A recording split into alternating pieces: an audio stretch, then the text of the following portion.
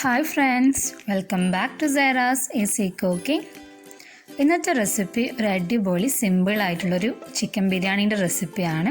നമുക്ക് വളരെ എളുപ്പത്തിൽ തയ്യാറാക്കാൻ പറ്റുന്ന ഒരു ബിരിയാണീൻ്റെ റെസിപ്പിയാണ് ഇന്ന് ഞാൻ നിങ്ങളുമായിട്ട് ഷെയർ ചെയ്യുന്നത്. ബിരിയാണി തയ്യാറാക്കാൻ വേണ്ട ഇൻഗ്രീഡിയൻസ് എന്തൊക്കെയാണെന്ന് നോക്കാം. 5 സവാള, 4 തക്കാളി, ഒരു 1/4 കപ്പ് വെളുത്തുള്ളിയും കുറച്ച് ഇഞ്ചിയും, ഒരു 6-7 പച്ചമുളകും. ഒരു പ്രഷർ കുക്കർ ചൂടായാൽ ഇതിലേക്ക് 3-4 ടേബിൾ സ്പൂൺ വെളിച്ചെണ്ണ ഒഴിച്ചു കൊടുക്കാം. ഇതിലേക്ക് കട്ട് ചെയ്ത് വെച്ച സവാള ചേർത്ത് കൊടുക്കാം. ഇവിടെ ഞാൻ 5 സവാള നല്ല നൈസായിട്ട് കട്ട് ചെയ്തതാണ്. നല്ലോണം ഒന്ന് മിക്സ് ചെയ്തെടുക്കാം. ഇതിലേക്ക് ആവശ്യത്തിനുള്ള ഉപ്പും കൂടി ഇതിലേക്ക് ഇട്ട് നല്ലോണം ഒന്ന് മിക്സ് ചെയ്യാം.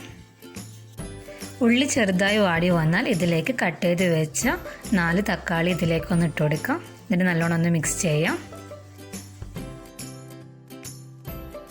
ഇനി ഇതിലേക്ക് ഇഞ്ചിയും വെളുത്തുള്ളിയും പച്ചമുളകും എല്ലാം ഒന്നിച്ച് അരച്ചെടുത്തതാണ്.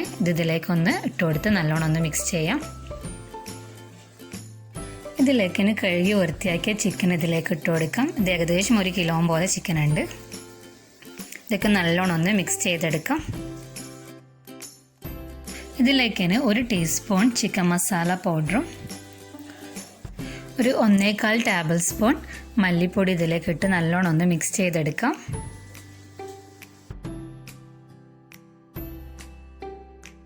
ഇതിലേക്ക് 1 ടീസ്പൂൺ കുരുമുളക് പൊടി ഇട്ടും നല്ലോണം ഒന്ന് മിക്സ് ചെയ്യാം.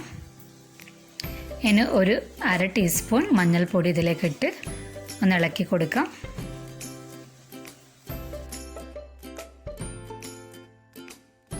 ഇതൊന്ന് ക്ലോസ് ചെയ്തിട്ട് ഒരു 3 വിസിൽ വരുന്നവരെ നമുക്കിത് കുക്ക് ചെയ്തെടുക്കാം. ഇതിവിടെ ഇപ്പോൾ റെഡിയായി വന്നിട്ടുണ്ട്. ഇതിലേക്ക് കുറച്ച് മല്ലിച്ചപ്പും പുതിന ഇതിലേക്കൊന്ന് ഇട്ട് കൊടുക്കാം. ഇനി നെയ്ച്ചോറ് തയ്യാറാക്കാൻ വേണ്ടി ഞാനിവിടെ 4 കപ്പ് ഗീ റൈസാണ് ഞാനിവിടെ എടുത്തത്. ഒരു പാൻ ചൂടായാൽ ഇതിലേക്ക് ഒരു 3 ടേബിൾ സ്പൂൺ ഗീ ഒഴിച്ച് കൊടുക്കാം. ഇതിലേക്ക് ഒരു 2 ടേബിൾ സ്പൂൺ ഓയിലും കൂടി ഒഴിച്ച് ഒരു വലിയ സവാള നൈസായി കട്ട് ചെയ്തത് ഇതിൽ നമുക്കൊന്ന് ഫ്രൈ ചെയ്തെടുക്കാം.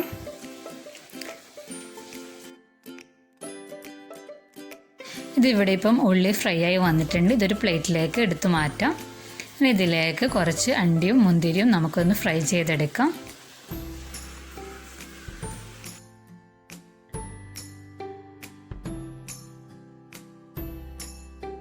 ഈ ചൂടായ സെയിം ഓയിലിലേക്ക് നമുക്കൊരു 2 ടേബിൾ സ്പൂൺ ഉള്ളി കട്ട് ചെയ്തതിലേക്ക് ഇട്ട് കൊടുക്കാം. നല്ലോണം ഒന്ന് മിക്സ് ചെയ്തെടുക്കാം. ഇതിലേക്ക് ഇനി ഗ്രാമ്പും പട്ടയും താക്കോലും നമുക്കിതിലേക്ക് ഇട്ട് കൊടുക്കാം. ഇതിലേക്കൊന്ന് നല്ലോണം ഒന്ന് മിക്സ് ചെയ്തെടുക്കാം. ഇതിലേക്ക് ഞാൻ ചെറുതായി കട്ട് ചെയ്ത് വെച്ച ക്യാരറ്റും കൂടി ഇതിലേക്ക് ഇട്ട് കൊടുക്കുന്നുണ്ട്, ഒരു 2 ടേബിൾ സ്പൂൺ പോലെ. ഇതൊക്കെ ഒന്ന് നല്ലോണം ഒന്ന് മിക്സ് ചെയ്തെടുക്കാം. ഇതിലേക്ക് കഴുകി വൃത്തിയാക്കിയ നെയ്ച്ചോറ്റിൻ്റെ അരി ഇതിലേക്കൊന്ന് ഇട്ട് കൊടുക്കാം. ഇതൊക്കെ ഒന്ന് നല്ലോണം ഒന്ന് മിക്സ് ചെയ്തെടുക്കാം. ഇതിലേക്ക് ആവശ്യത്തിനുള്ള ഉപ്പും കൂടി ഇട്ട് കൊടുക്കാം. ഞാനിവിടെ 4 കപ്പ് നെയ്ച്ചോറ്റിൻ്റെ അരിയാണ് എടുത്തത്. അതിലേക്ക് ഒരു 1/2 കപ്പ് ചൂടുവെള്ളം നമുക്കിതിലേക്ക് ഒഴിച്ചു കൊടുക്കണം. ഇതൊക്കെ ഒന്ന് നല്ലോണം ഒന്ന് മിക്സ് ചെയ്തെടുക്കാം. ഇത് അടച്ച് വെച്ചിട്ട് നമുക്ക് ലോ ടു മീഡിയം ഫ്ലെയിമിൽ ഇത് കുക്ക് ചെയ്തെടുക്കാം. ഇവിടെ ഇപ്പോൾ റൈസ് കുക്കായി വന്നിട്ടുണ്ട്.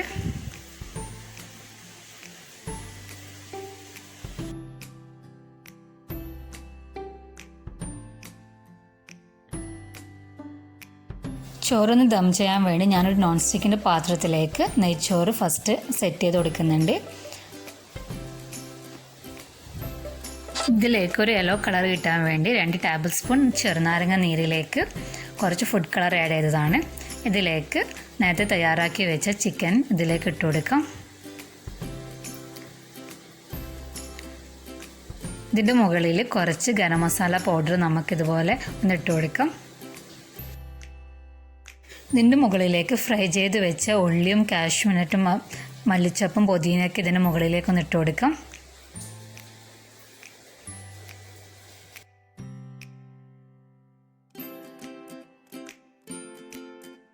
ഇതിന് മുകളിലേക്ക് കുക്ക് ചെയ്ത് വെച്ച റൈസും കൂടി ഇതിൻ്റെ മുകളിലിട്ട് ഒന്ന് സെറ്റ് ചെയ്യാം.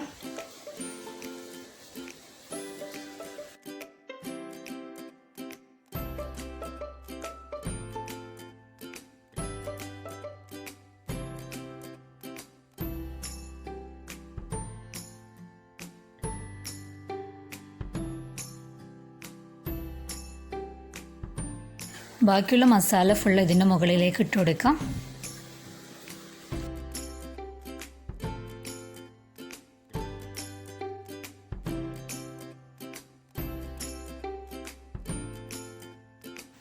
ഇതിൻ്റെ മുകളിലേക്ക് നെയ്ച്ചോറും കൂടി ഇട്ടിട്ട് നേരത്തെ ചെയ്തതുപോലെ നമുക്കിത് 2 ലെയർ പോലെയാണ് ഞാനിവിടെ ഇപ്പോൾ സെറ്റ് ചെയ്തെടുത്തത്. അതുപോലെ ബാക്കിയെല്ലാം അത് നേരത്തെ ചെയ്തതുപോലെ തന്നെ നമുക്കിത് തയ്യാറാക്കിയെടുക്കാം.